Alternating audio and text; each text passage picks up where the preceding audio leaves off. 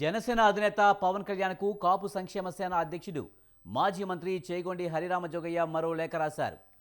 తెలుగుదేశం పార్టీతో పొత్తు అనంతరం మారిన రాజకీయ పరిణామాలను దృష్టిలో ఉంచుకుని తరచూ పవన్ కళ్యాణ్పై లేఖాస్త్రాలను సంధిస్తున్న హరిరామ ఇప్పుడు మరిన్ని సూచనలు చేశారు.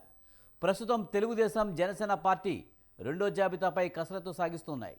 ఈ పరిణామాల నేపథ్యంలో చేగొండి హరిరామ జోగయ్య మరోసారి పవన్ కళ్యాణ్కు లేఖ రాయడం ప్రాధాన్యత సంతరించుకుంది.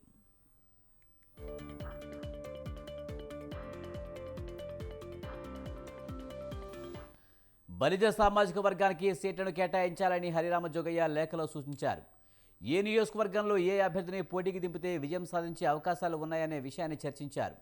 బలిజ సామాజిక వర్గం ఓటు బ్యాంకు అధికంగా ఉండే రాయలసీమలోని కొన్ని నియోజకవర్గాల పేర్లను ఇందులో ప్రస్తావించారు. ఆయా నియోజకవర్గాల్లో పోటీ చేసే అభ్యర్థులను జోగయ్య డిసైడ్ చేశారు.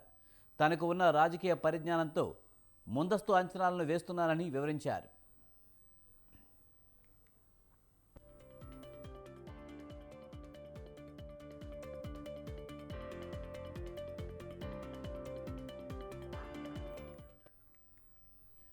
మదనపల్లి శ్రీరామ రామాంజనేయులు, తిరుపతి ఆరణి శ్రీనివాసులు, రాజంపేట ఎంవి రావు, అనంతపురం టీసీ వరుణ్, పుట్టపర్తి బ్లూమన్ విద్యాసంస్థల అధినేత శివశంకర్, తంబలపల్లి కొండ నరేంద్ర, గుంతకల్లు మణికంఠకు టికెట్ ఇవ్వాలని పవన్ కళ్యాణ్కు హరిరామ జోగయ్య సూచించారు.